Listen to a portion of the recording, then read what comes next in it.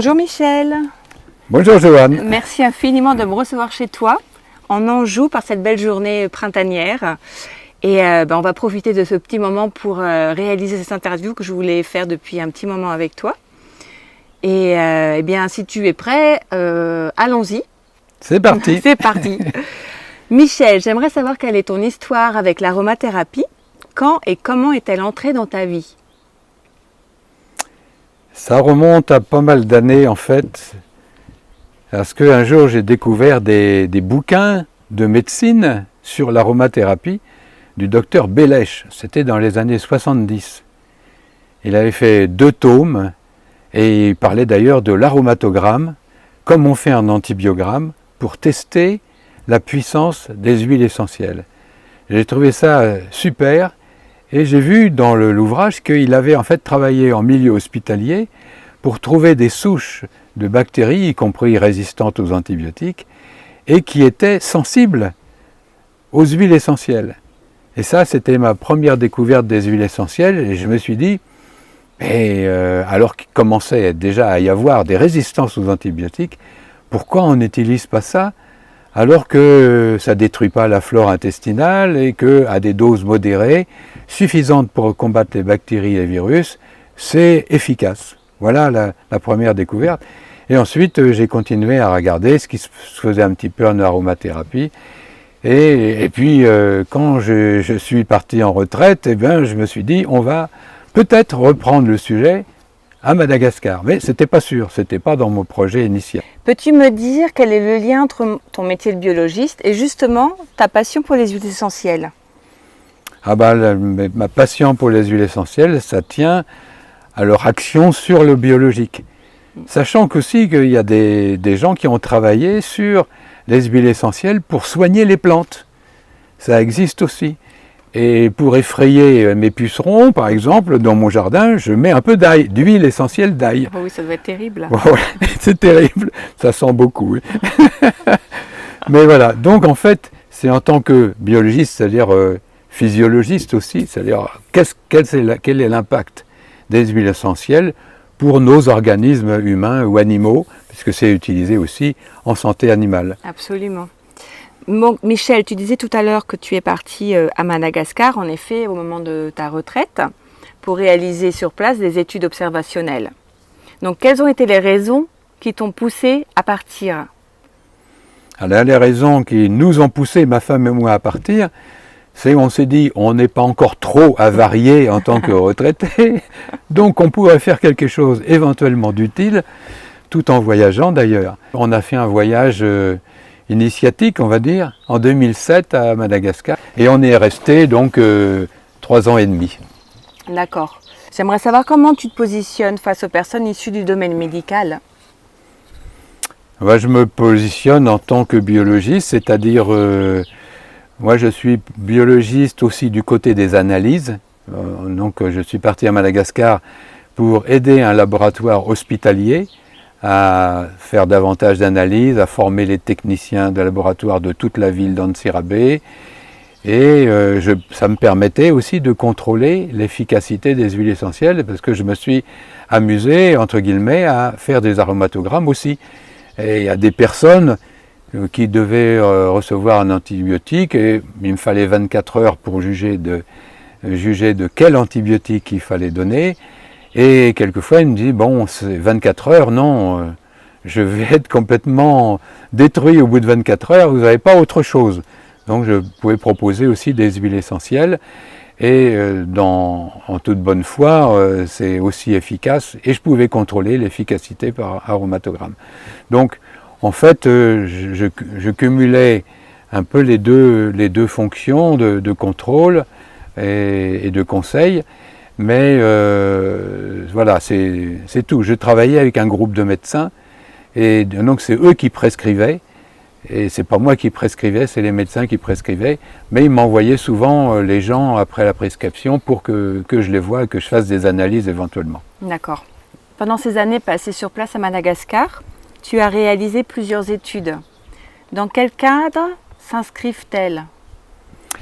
Alors en fait, je dirais, nous avons réalisé plusieurs études, puisque encore une fois, c'est pas moi qui prescrivais, On faisait des réunions avec les médecins concernés, c'était 7 ou 8 médecins, on faisait des réunions régulièrement. D'ailleurs pour leur mettre déjà, les mettre au courant des bases de l'aromathérapie, et ensuite pour leur proposer des huiles essentielles qui seraient utiles dans tel ou tel cas. Et c'est à leur demande. Je faisais des mélanges éventuellement, c'était pour répondre à une demande précise de ce groupe de médecins. Alors ce cadre des études observationnelles, c'est un cadre qui a été défini par l'OMS, surtout pour les médecines traditionnelles, parce que on n'a pas la possibilité de faire 1000 cas, de faire du randomisé en double aveugle, etc. Et c'est dans le cadre donc de leur consultation, sans changer quoi que ce soit à la consultation, que les médecins rédigeaient une feuille qui m'était envoyée pour que je puisse établir une base de données à partir de leurs résultats. Donc voilà, le cadre, c'est le cadre global de l'OMS pour les médecines traditionnelles, appliqué à un groupe de médecins prescripteurs, et ça me permettait, moi, en étudiant les résultats, de faire des remarques. Par exemple, sur les maladies respiratoires, certains médecins ont dit « Michel, on va leur donner des antibiotiques parce qu'ils attendent un antibiotique », un peu de clientélisme. Et après analyse, j'ai vu que le groupe qui a reçu les antibiotiques par rapport au groupe témoin n'a pas amélioré son score statistiquement. Donc je leur ai dit, voyez là, les antibiotiques statistiquement ont servi à rien.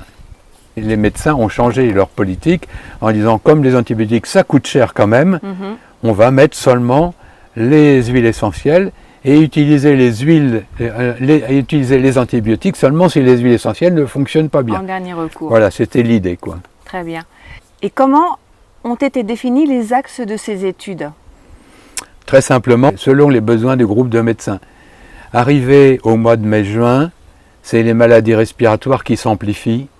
Donc les médecins ont dit, bon, qu'est-ce que tu nous proposes comme mélange pour les problèmes respiratoires? Donc l'objectif, un des axes, c'était faire des mélanges polyvalents, qui ne servent pas à une seule pathologie, mais à plusieurs. Deuxième axe, que ça soit accessible financièrement. Donc on s'était fixé la somme de 4000 arrières, c'est-à-dire moins de 1 euro. Il fallait faire des traitements à moins de 1 euro. Et l'autre axe, c'était de pouvoir délivrer facilement ces huiles essentielles. Donc en fait, c'était confié aux médecins et c'est les médecins qui délivraient l'huile essentielle directement parce que ce n'était pas vendu en pharmacie. D'accord. Voilà, ce sont les axes. Hein. D'ailleurs, après, il y avait des problèmes de dermatologie, donc on s'est équipé, on a fait un mélange, j'ai proposé un mélange, et on a été en relation avec une dermatologue qui nous indiquait un petit peu le diagnostic possible, mais ce qu'elle prescrivait n'était pas possible à suivre, ne serait-ce que pour des questions financières, quoi. Ou même trouver simplement le médicament qu'elle aurait pu prescrire. Et en zone rurale, où il y avait beaucoup de médecins en zone rurale, il n'y a pas de pharmacie de toute façon, donc il fallait qu'on fasse autrement, quoi. D'accord. Et de quelle manière ont été définies les synergies que tu as proposées pour les traitements de ces cas du quotidien? Les synergies ont été établies à partir de la fiche de chaque huile essentielle, de ce qu'on connaissait, enfin les propriétés, les indications des huiles essentielles majeures, en particulier par exemple le géranium avec le citronellol, le niaouli qui était connu depuis plus de 100 ans, et puis des huiles essentielles nouvelles qu'on voulait tester aussi, comme le sarro par exemple. Voilà. Et on a fait Ravinsar Niaouli pour les maladies respiratoires, parce que le Ravinsar était un peu plus jeune que le Niaouli, et les deux étaient un peu complémentaires aussi au niveau de la composition, quoi. Et j'imagine que tu les as peaufinés aussi selon les cas, ou si c'était des enfants ou pas des enfants, aussi au niveau de la formulation? Alors la formulation, en fait, ce qu'on modulait ensuite, c'était la concentration, parce qu'on a fait par exemple un mélange peau, pour la peau, à 30%, parce qu'il fallait essayer de contrer les mycoses, de guérir des mycoses, ce qu'on a réussi à faire avec le 30%. Et on n'était pas sûr qu'avec le 3%, pour des affections dermato un peu plus classiques, on aurait eu le même résultat. Donc il y avait la dose, le nombre de prises par jour, qui varie suivant l'âge en particulier, et puis la quantité de gouttes, le nombre de gouttes à chaque fois. Le tout étant évidemment dilué toujours dans une huile végétale comme le tournesol ou le soja ou l'huile de soja par exemple. D'accord. Alors à Madagascar, y a-t-il des procédures pour utiliser ce genre de produits pré-préparés? Tout à fait. Et en 2003, on a commencé à s'y intéresser avec Olivier Bérin, l'homme et l'environnement, et on a été voir au ministère de la Santé. Le ministère de la Santé a été très clair là-dessus, c'est plus clair qu'en Europe sur ce sujet-là. Et vous utilisez les huiles essentielles, pour quoi faire? Est-ce que c'est pour soigner? Ah ben oui, c'est pour soigner. C'est pas seulement le bien-être en général. Si c'est pour soigner, c'est un médicament à base de plantes. Et donc vous rentrez dans la catégorie des médicaments à base de plantes et vous serez obligé de demander une autorisation de mise sur le marché. Donc on a fait la procédure. Comment a été accueillie ta démarche de réaliser ces études par le ministère de la Santé à Madagascar? Alors notre démarche, encore une fois, c'est démarche avec le groupe de médecins, a été fait en prévenant non pas le ministère directement, mais le représentant du ministère de la Santé. Dans chaque région, il y a un représentant du ministère de la Santé, quoi. Et on avait déjà fait des travaux sur les plantes médicinales qui avaient été communiquées aussi à ce représentant du ministère de la Santé. Et ensuite, en 2013, avec Pierre Francôme, on a fait des formations. Il y avait plus de 50 personnes à Antsirabe. Il y avait des pharmaciens, il y avait beaucoup de médecins, bien sûr. Il y avait même des tradipraticiens de la zone de Voïman qui étaient là. On a fait 2013-2014 des formations très ouvertes. Et le ministère de la Santé a été averti, on a eu l'autorisation du ministère de la Santé. Mais à chaque fois qu'on faisait des formations, les médecins disaient « Oh, mais on n'a pas le droit d'exercer parce que le Conseil de l'Ordre ne nous a pas donné l'autorisation, parce que ce n'est pas dans le Code de santé publique, donc on ne peut pas exercer. » Donc, à partir de 2015, on en a eu marre de faire des formations pour rien.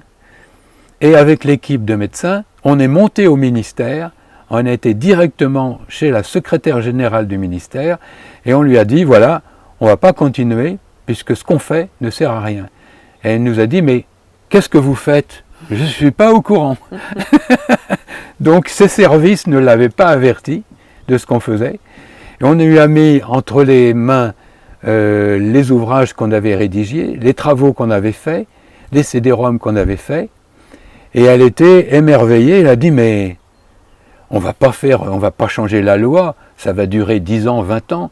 Vous faites une convention, vous, l'aromathérapie du Vakinam Karaj, Arova, vous faites une convention directement avec le ministère et vous aurez les droits attenant à la convention de le faire. Et nous surveillerons ce que vous faites tous les ans, car on va vous demander de former tous les agents de santé du ministère. Ah bon? Et pourquoi tous les agents de santé? Elle dit parce que on a écrit dans notre politique de santé publique qu'avant 2030, on aura facilité l'accès aux soins de tous les Malgaches, aux plantes médicinales et aux huiles essentielles. Et on est reparti éberlué en disant bah, il y a du boulot à faire. Il y a beaucoup de travail à faire. De fait, tout à l'heure, on va y revenir. Tu étais récemment à Madagascar, justement pour former des équipes médicales ou des thérapeutes sur place. On va y revenir tout à l'heure. Quels sont les fournisseurs d'huile à qui tu as fait appel? On a dit, nous on soigne les gens pauvres. On les soigne pour moins de 1 euro. On soigne les gens pauvres. On voudrait acheter des huiles d'un fournisseur qui nous fait un prix parce qu'on n'est pas là pour faire du bénéfice. Et si le fournisseur comprend notre démarche et nous fait un prix, on lui reste fidèle. Et on a trouvé, comme fournisseur qui avait signé une convention avec Arova pour faire aucun bénéfice, c'est Cœur de Forêt et les magasins, les boutiques Funal à Antsirabe ou à Tana. Et la deuxième le deuxième critère, c'est le respect de l'environnement, car Cœur de Forêt, il suffit d'aller sur son site, Cœur de Forêt s'engage pour un flacon acheté à replanter un arbre. Et ils ont une politique de reboisement qui nous satisfait en ce qui concerne la biodiversité, le respect de la biodiversité et du renouvellement des ressources. C'est pour ça que nous sommes toujours fidèles à Cœur de Forêt. Ok, super. Alors, les fortes concentrations dans tes synergies, certaines ont des concentrations jusqu'à 30% d'huile. Ont-elles justement un impact sur le coût du traitement pour le patient? Tu parlais d'un traitement à moins de 1 euro, mais justement, si tu mets du 30% dans une synergie, quel est l'impact sur le coût final? Alors, on a homogénéisé les coûts, parce qu'évidemment, le mélange Ravinsarnia-Ouli, par exemple, nous coûte moins cher que le mélange avec du géranium qui a atteint des sommets. On ne parle pas de la cannelle écorce qui est encore plus chère. Et donc, pour rester simple, aujourd'hui, à l'heure d'aujourd'hui, le coût ne dépasse pas 5000 arrières, c'est-à-dire environ 1,10 €, quoi. Et donc, effectivement, il y a des produits qui nous coûtent plus cher, mais on compense par des produits qui nous coûtent moins cher. On souhaite, on ne veut pas non pas brouiller le message par rapport au coût, et voir que les gens peuvent accéder, acheter ces produits-là, quoi. Et c'est des mélanges prêts à l'emploi pour qu'il n'y ait pas d'erreur, et donc on diminue les risques en préparant des mélanges à l'emploi, quoi. Oui, bien sûr. Alors justement, dans ces synergies, enfin dans ces protocoles plutôt, y a-t-il d'autres extraits de plantes qui peuvent être intégrés ou utilisés? Si oui, lesquels? Oui, alors on a donc le calophyllum sur lequel on a déjà beaucoup travaillé. Et le calophyllum, parce que le calophyllum nous permet des cicatrisations beaucoup plus rapides. C'est un antalgique, c'est un anti-inflammatoire, c'est un antiviral aussi. Donc elle renforce l'action des huiles essentielles. Et on a utilisé aussi, il n'y a pas très longtemps, la Centella asiatica, qu'on trouve aussi en Inde sous un autre nom, parce qu'elle restaure, elle peut reformer des tissus nouveaux, et ça c'est quand même assez rare d'avoir des plantes aussi efficaces. Alors le miel, c'est traditionnel à Madagascar, on l'a utilisé aussi, et je n'ai pas oublié le rôle du magnésium dans toutes les réactions organiques en tant que biologiste, et donc souvent on a ajouté aussi du magnésium pour la restauration des tissus. Ensuite, on n'a pas utilisé l'aloès, mais c'est très populaire aussi l'aloès à Madagascar, des cicatrisations ou des peaux trop sèches par exemple. Oui, ok. Voilà. Et l'argile? Alors l'argile aussi, on en trouvait facilement à Madagascar. Donc l'argile, c'était plutôt pour la détertion des plaies et aussi contre les œdèmes périphériques de la plaie, et aussi un peu antalgique, référence antalgique, quoi. Mais il faut des cataplasmes assez épais. Argile verte, illite ou montmorillonite, quoi. Ok. Alors justement, les conséquences sur le terrain à Madagascar, suite à ces études, qu'est-ce qui a changé là-bas? Alors ça a mis beaucoup de temps pour changer, parce que les formations, on les a faites péniblement en fonction des finances aussi, parce que ça ne rapporte pas d'argent, donc il faut trouver des finances ailleurs. Il y a cette lenteur aussi du pays qui fait que ça a mis beaucoup de temps, mais à cause du Covid ou grâce au Covid, le pays entier s'est rendu compte qu'ils avaient des richesses nationales. D'ailleurs, le président de la République de Madagascar en a fait un peu écho avec l'artémisia, qui cultive chez eux, mais qui n'est pas endémique de Madagascar. Et donc il y a eu un regain d'intérêt des soignants et des médecins en particulier. Et les protocoles aromatiques que tu as utilisés à cette occasion, sont-ils encore aujourd'hui appliqués et utilisés? Oui, ils sont encore utilisés, et d'autres ont été faits depuis, à part l'équipe d'Arova, car il y a à l'hôpital il y a un service antidouleur, et donc ils ont proposé de faire un mélange de girofle, eucalyptus, citri-odorat et menthe poivrée à 5% pour regarder ce que ça donne au niveau des douleurs. Et ils ont eu de bons résultats dans différents types de pathologies douloureuses, quoi. Bon, du coup, ils ont eu une certaine initiative du coup, par rapport à ça, c'est génial. Hein. Exactement, ouais. Ils ont eu cette initiative et en plus de ça, dans l'équipe, il y avait 2 acupunctrices. Donc elles ont couplé aussi l'aromathérapie et l'acupuncture. Ah ouais. Et elles restent toujours intéressées par ce type de mélange. Le mélange peau, le mélange respiratoire. Et il y a un autre mélange qu'elles ont fait aussi. C'est un mélange un peu pour les asthmatiques, il y a beaucoup d'asthme là-bas, à base de basilic tropical comme antispasmodique et d'hélicris femelle pour les problèmes pulmonaires chez les gens un peu allergiques, enfin de type allergique, quoi. Okay. Donc voilà, en fait avec la cannelle écorce qui est diluée aussi, ça nous fait environ 6 ou 7 mélanges au total, quoi. Déjà pour couvrir un bon panel de pathologie sur place. Tout à fait, oui. Donc il y a a priori un certain engouement du personnel soignant malgache pour l'aromathérapie dans les soins aujourd'hui. Oui, alors lors des formations, tout le monde ne peut pas venir parce qu'il y a des obligations de service. Donc on reporte certains participants à la fois suivante, mais ils sont tous très intéressés. Mais il faut aussi qu'ils osent pratiquer après. Et je dis toujours, bon, une formation, c'est qu'une formation. Si vous ne pratiquez pas aussitôt après, vous allez perdre le bénéfice de la formation. Donc il y a des médecins de Arova qui se chargent à chaque fois de recontacter les participants pour voir les difficultés qu'ils ont ou qu'elles ont pour pratiquer, les problèmes posés et proposer des solutions, en particulier lors des réunions de districts de santé.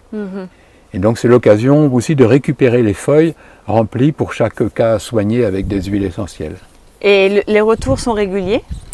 Les retours n'ont pas été réguliers parce qu'il y a aussi ces 2 années de Covid, mais à chaque fois que j'y retourne, je reçois un paquet de feuilles, de soins, quoi. Donc ça veut dire qu'il y en a quand même un certain nombre qui le font.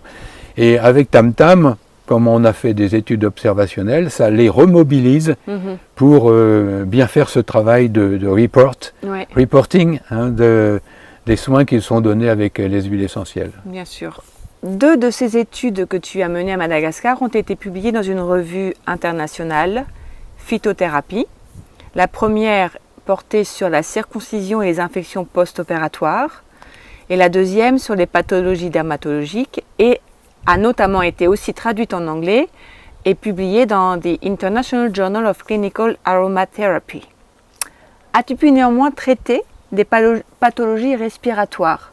Oui, bien sûr, puisque ça m'a été demandé par les médecins dès la saison froide, qu'est-ce qui pourrait couvrir un grand nombre de pathologies.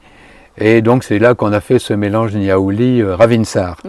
Bon, des huiles essentielles très proches, mais l'une très bien connue et l'autre un peu moins, le Ravinsar, mais facile à analyser, donc on savait ce qu'il y avait. Donc à 40% parce que en fait, ça nous permettait d'avoir une dilution, enfin non pas une dilution, mais une application, une quantité appliquée différente, suivant qu'on était devant un bébé, on faisait juste une goutte, ou un adulte avec 4-5 gouttes sur le thorax par exemple, quoi. Et aussi ils l'ont utilisé, ce mélange-là, contre les otites, soit directement si le tympan n'était pas crevé, soit directement quelques gouttes, 2-3 gouttes sur un coton au fond des oreilles, soit en externe de l'oreille en question, mais avec succès. Donc, on a eu des résultats intéressants, on avait à peu près, on a suivi 74-75 cas, enfants, en différenciant les enfants et les adultes, et des 2 côtés, on arrivait pour toute sorte de pathologie, bronchite comprise, à moins de 10 jours de traitement, quoi. Et en revanche, de ces études sur les pathologies respiratoires, tu n'as pas eu le temps de publier On n'a pas eu le temps de publier ça, non. J'avais les autres à faire, puis plein d'autres choses à faire, donc c'est dans le bouquin qu'on a fait. Oui, tu as en effet rédigé un livre sur ces études menées à Madagascar, qui est très complet. Michel, au niveau de Tam Tam Phytoaroma, la devise est « Les petits ruisseaux font les grandes rivières ». Tu peux nous en toucher 2 mots, s'il te plaît?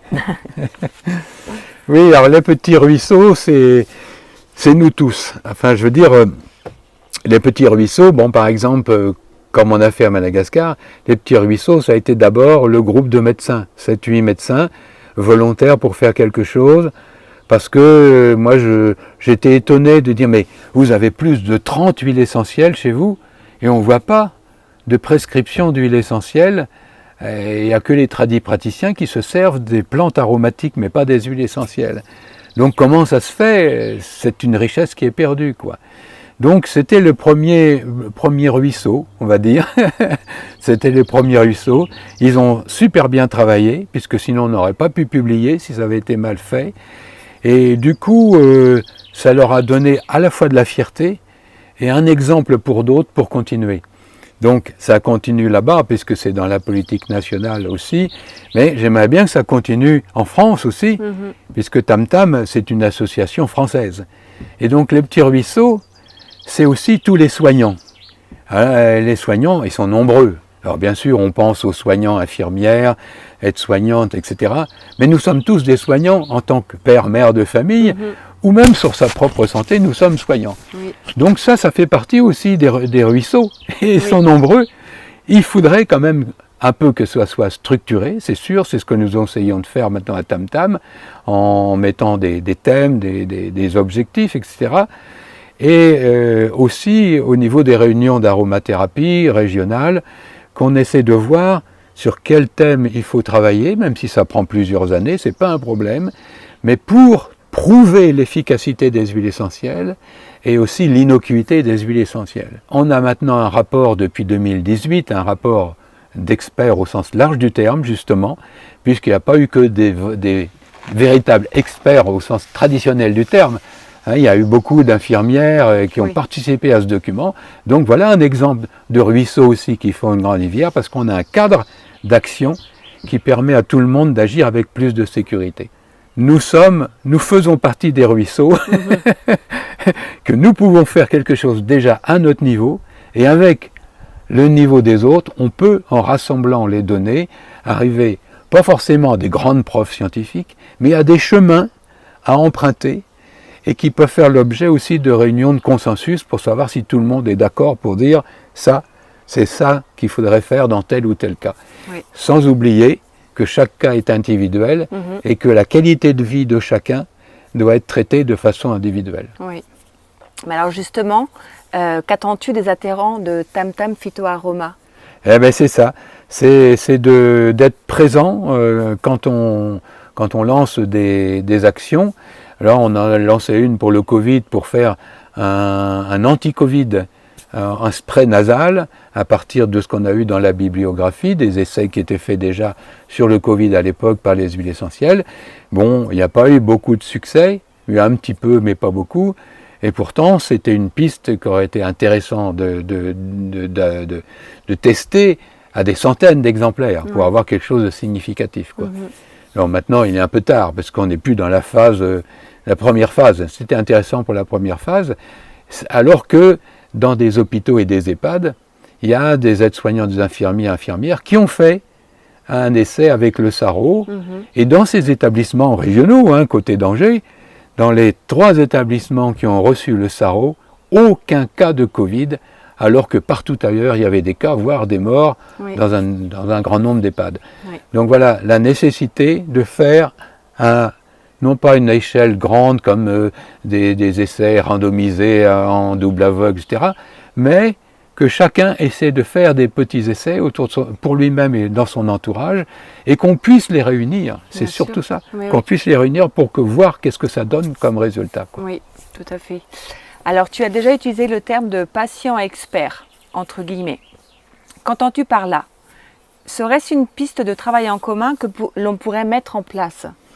Oui, alors on rejoint la question d'avant, c'est-à-dire que pour être un petit ruisseau,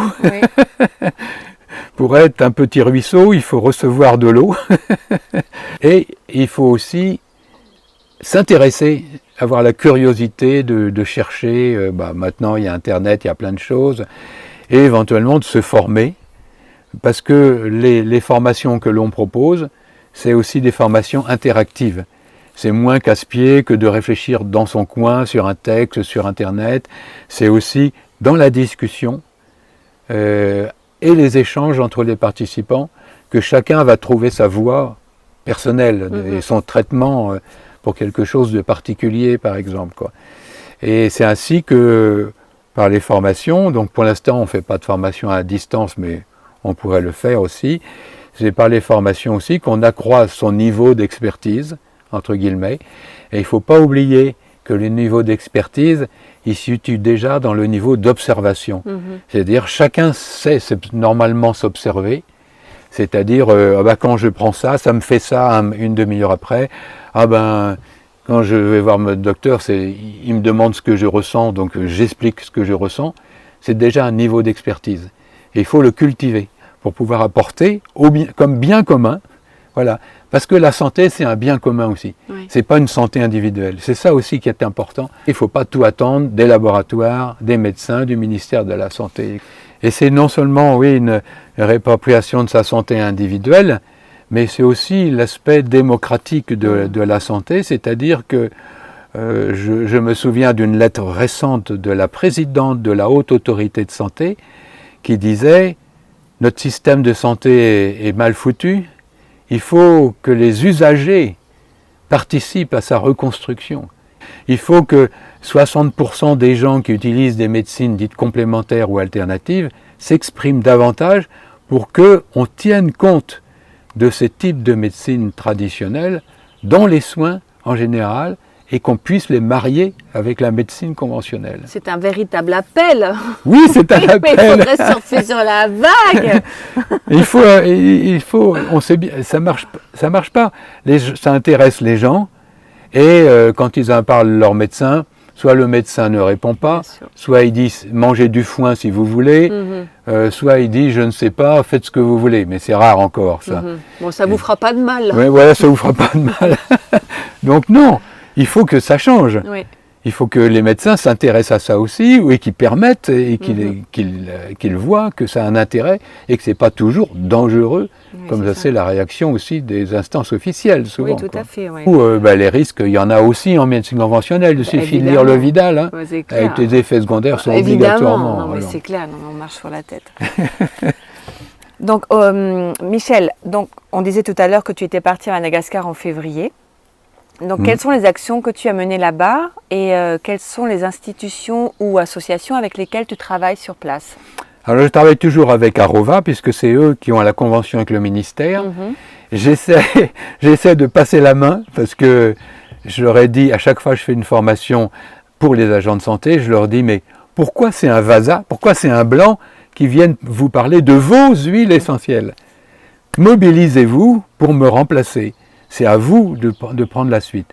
Et j'ai eu le bonheur cette année d'avoir 2 médecins candidats pour aussi prendre le relais des formations là-bas.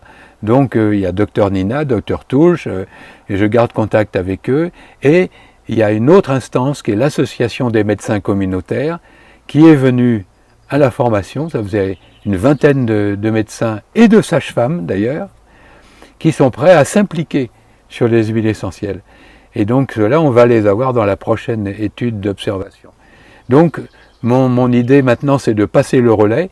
Je vais bien continuer un peu, aider les formateurs à se former, puisque j'avais déjà rédigé un certain nombre de choses pour le ministère de la Santé. Mais voilà, ça c'est une partie des formations. Et puis il y a des formations, il y a eu des formations pour des gens qui sont dans le médico-social. Donc avec des éducateurs pour des enfants. Et ça fait penser qu'on avait fait avec les associations d'enfants à Madagascar, quand il y en était, on a fait une très grosse structure pour regrouper toutes les associations d'enfants, hein, c'est plusieurs dizaines, et on a fait une seule commission santé pour aider tous les aspects de santé dans les différentes associations. Ça existe toujours, et donc cet aspect médico-social, il est essentiel pour faire des économies à l'association déjà, pour mieux soigner les enfants et pour mobiliser un petit peu les forces vives. Il faut savoir que l'usage des huiles essentielles, comme des plantes médicinales, ça fait marcher l'agriculture.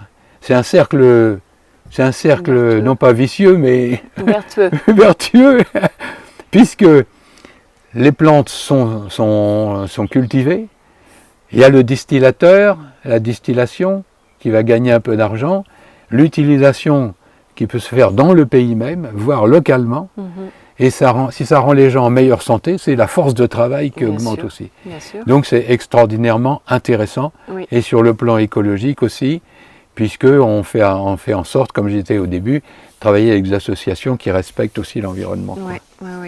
Donc voilà, donc on a fait une séance très rigolote, enfin une formation de 2 jours très rigolote, parce qu'il y avait des bonnes sœurs qui travaillent à la prison, par exemple, il y avait des bonnes sœurs qui ont un dispensaire, il y avait des responsables d'associations d'enfants, etc. Et on s'est amusé à faire des préparations en même temps, comment on prépare un pchit nasal, comment on fait une crème hydratante, comment on fait des suppositoires, etc. Donc là, en même temps, il y a eu un aspect un peu ludique, et c'était très enrichissant.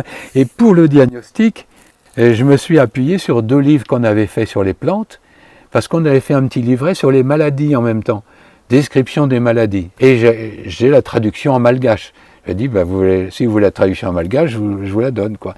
Donc je leur disais, écoutez, qu'est-ce que c'est que l'hypertension? Regardez, c'est à la page temps. J'ai apporté un tensiomètre, on fait des démonstrations de prise de tension. Donc c'était à la fois ludique et intéressant sur le plan de leur connaissance, de l'appropriation des connaissances. Oui, puis c'est beaucoup de pratique, donc du coup ça marque davantage les esprits. Oui, c'est moins intellectuel, théorie, etc. C'est ça, oui. Donc, mis à part ces sessions de formation récentes à Madagascar en février, tu proposes aussi des sessions de formation au nom de TTPA, de Tam Tam Phytoaroma. À qui s'adressent ces formations et quelles sont les thématiques qui y sont abordées? Alors, je reprends les mêmes thématiques que pour les formations, c'est-à-dire les problèmes pulmonaires, les problèmes, les douleurs, les problèmes de peau. Donc soigner les intestins, on dit le 2e cerveau, parce que le nombre de cellules nerveuses est plus important encore que dans le cerveau, et il y a des relations directes par le nerf vague avec le cerveau. Donc moi ce que je propose c'est le kéfir, parce que je suis un grand abonné du kéfir lacté et du kéfir sucré depuis mon plus jeune âge, et donc j'amène toujours des ferments kéfir que je donne pour qu'ils soient multipliés, et pour trouver un probiotique au prix du lait. Parce que les probiotiques c'est trop cher, déjà en France c'est cher, mais c'est encore trop cher là-bas, quoi. Donc voilà en gros, et puis donc on fait des préparations et on échange en réponses, questions et discussions aussi entre les gens, quoi. Et le public en général que tu accueilles dans ces formations, c'est n'importe qui. Le premier stage c'est initiation, c'est initiation de 2 jours. Et les participants m'ont demandé de faire une 3e journée plus tard, après avoir pratiqué justement, pour répondre à d'autres questions ou faire d'autres préparations. D'accord. Donc en fait c'est 2 plus 1. Ok. Voilà. Mais tout le monde peut venir, et s'il y en a qui sont plus en avance que d'autres, ils donnent aussi leur tuyau, leur expérience. Voilà, c'est l'idée, quoi. Oui. Alors, quelle serait ta définition d'une huile essentielle de qualité médicale, si je puis dire? Alors, à part l'analyse, évidemment, hein, où on vérifie que c'est tel chémotype, par exemple, pour Niaouli Ravinsar, il va falloir au moins 45%, 50% d'eucalyptol. Bon, donc on a un des principes actifs, mais c'est pas tout, c'est le résultat qui compte. Voilà, si une huile essentielle, alors bien sûr, il y a l'odeur, hein. Déjà, moi j'ai retrouvé dans le vieil hôpital, enfin l'hôpital où j'étais, dans un vieux recoin de l'hôpital, une huile essentielle de Niaouli qui avait certainement plus de 50 ans. Alors ça se voyait, rien qu'à la viscosité, l'odeur était encore pas trop mauvaise, mais viscosité, c'était plus que du sirop. Donc il y a des problèmes olfactifs, des problèmes sensoriels pour juger. Hein. Le Ravinsar que je ramène tous les ans à Anita, par exemple, elle l'a senti, rien qu'à l'odeur, elle dit « c'est une huile excellente, c'est une huile excellente ». Elle veut que celle-là. Et après, il y a l'analyse et puis le résultat du soin, c'est ce que ça donne, quoi. Oui, c'est clair. Mais bon, c'est vrai que dans les approches sensorielles, on aurait tendance à dire qu'une chromatographie ne fait pas tout et que le sensoriel est aussi important. Est tout aussi important. Mais là, il y a deux champs qui s'opposent pas, mais Ouais. qui devront davantage se combiner ensemble. Donc, tout à fait. Quelles sont tes 3 huiles essentielles malgaches, évidemment, préférées et pourquoi? Eh bien, déjà le géranium, parce que géranium bourbon, hein, de variété bourbon, qui comporte, quand on fait le référentiel électrique de Franco, les 4 cadrans, il couvre 3 des 4 cadrans. Et alors l'odeur est agréable. Et ce qui est important aussi, justement pour l'odeur, c'est qu'en aromathérapie, on n'est pas contre l'effet placebo. On espère qu'il y aura un effet placebo, comme il existe entre le médecin et son patient. D'ailleurs, même si on veut le dénier, il y a toujours un effet placebo. Mais on sait que l'odeur a un impact positif s'il est apprécié, seulement s'il est apprécié par le patient. Donc c'est le cas du géranium souvent, parce qu'il y a un peu d'odeur de rose aussi dans le géranium. Donc le géranium, il est incontournable. On l'a utilisé surtout en externe, mais certains médecins d'Aroval l'utilisent aussi en interne. Okay. Donc contre des diarrhées par exemple. Et puis le deuxième, c'est un peu l'équivalent du tea tree, un peu universel, comme anti-infectieux. Donc un anti-infectieux efficace, c'est le Palmarosa. Et le Palmarosa aussi, c'est aussi au niveau odeur, c'est pas mal. Et il n'y a pas de contre-indication, à part la femme enceinte avant 3 mois, donc utilisable chez les enfants, un peu comme le tea tree. Donc c'est très intéressant, c'est sous-estimé. Alors même que la cannelle écorce, qui est la reine des huiles essentielles majeures, bien sûr j'aurais pu la citer, mais maintenant elle devient à des prix non seulement inaccessibles, mais même c'est difficile d'en trouver, parce que les producteurs, ça ne les intéresse plus, c'est trop de travail pour pas assez d'argent. Donc malheureusement la cannelle écorce, elle va être difficile à trouver maintenant. Donc Palmarosa, puis la dernière, c'est sur les voies respiratoires spécifiquement, elle est bien connue comme antivirale, c'est le Ravinsar, à tel point que pendant les premiers stades du Covid, ils n'en trouvaient plus de Ravinsar, même en France. Ah bon? Tout le monde s'est précipité sur le Ravinsar, même en France. J'ai toujours mon stock d'avance, donc oui, j'en ai pas manqué. Donc, voilà les 3, mais il y en a d'autres évidemment. Oui, il faut toujours se limiter. C'est les essentiels des essentiels. Oui, c'est ça. Bon Michel, est-ce que tu souhaites ajouter quelque chose? Enfin, il y a plusieurs aspects sur lesquels on peut revenir.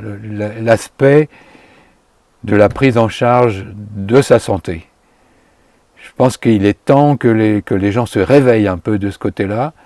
Et en fait, la santé, contrairement à ce qu'on pense, parce qu'on est en face de son médecin, c'est son kiné, etc. La santé est vraiment un bien commun. Il faut la considérer comme un bien commun parce que on parle beaucoup de la santé environnementale, par exemple. On sait que le médico-social est plus important que le médico tout seul. Et le médico-social et le médico-environnement. Quelqu'un qui est dans un environnement sonore en permanence, comment est-ce qu'il ne peut pas être stressé? Et on sait que le stress a de plus en plus d'importance sur la santé. S'il y a des pollutions, comme dans les zones de vignes où il y a beaucoup de pesticides et qu'il y a des enfants, tout d'un coup, qui ont des leucémies, c'est de la santé environnementale d'abord. Et c'est ça qu'il faut appréhender, c'est que ce n'est pas sa santé individuelle, c'est la santé collective qu'il faut aborder. Oui, intéressant. Et l'aborder avec des armes qui sont les moins chères possibles, parce qu'ils ne seront jamais remboursés, et les moins chères possibles, qui n'ont pas d'effets secondaires notables aux doses comme préconisées, et qui puissent bénéficier de discussions entre gens du commun, pas seulement entre experts. Ça, c'est le premier point. Deuxième, c'est un point technique, c'est-à-dire que on a parlé des petits ruisseaux et des grandes rivières, c'est-à-dire on peut arriver à plus d'efficacité, puisque le reproche qui est fait le plus souvent aux médecines traditionnelles, c'est « vous n'avez rien prouvé ». Alors l'OMS dit « mais si, le fait même que ce soit traditionnel prouve quelque chose ». Ce n'est pas un niveau de preuve très élevé, mais il prouve quelque chose. Donc maintenant, il s'agirait de prouver ensemble quelque chose. C'est ça qui est important. Respectons les textes de l'OMS qui souhaitent une médecine intégrative. Et heureux les pays qui ont mis dans leur politique de santé publique le mariage de la médecine conventionnelle et des médecines traditionnelles. Tout à fait. Et puis, tu voulais pas rajouter quelque chose par rapport au sarreau? Non, ça c'était les aspects justement mis en commun d'un travail pour appréhender plus l'intérêt d'une huile essentielle. Le sarreau, pourquoi le sarreau? Parce qu'on subodore qu'avec sa quantité de terpènes, il est immunomodulant. Donc dans toutes les maladies chroniques, j'ai dit, comme ça soit le lupus érythémateux, maladie de Crohn, rectocolite hémorragique, dans tous les cas où il y a une inflammation, non seulement qui crée de la douleur, mais qui détruit les tissus progressivement, au fur et à mesure qu'elle progresse, eh bien ça serait intéressant de voir si cet immunomodulant remplit son rôle, à toute petite dose, son rôle de freinateur des maladies chroniques dues à une immunité, à une réaction immunitaire trop importante, quoi. Donc, avis aux chercheurs, aux laboratoires. Et à tout le monde. Et à tout le monde. Oui, pour les utilisateurs de sarreau au quotidien, voir aussi, essayer de bien s'observer pour comprendre aussi le fonctionnement de cette huile. Bien, merci Michel pour avoir pris ce temps. Qui est beau d'ailleurs, c'est beau temps aujourd'hui. Très agréable. Et puis, écoute, à bientôt pour de prochaines aventures. Absolument. Ciao.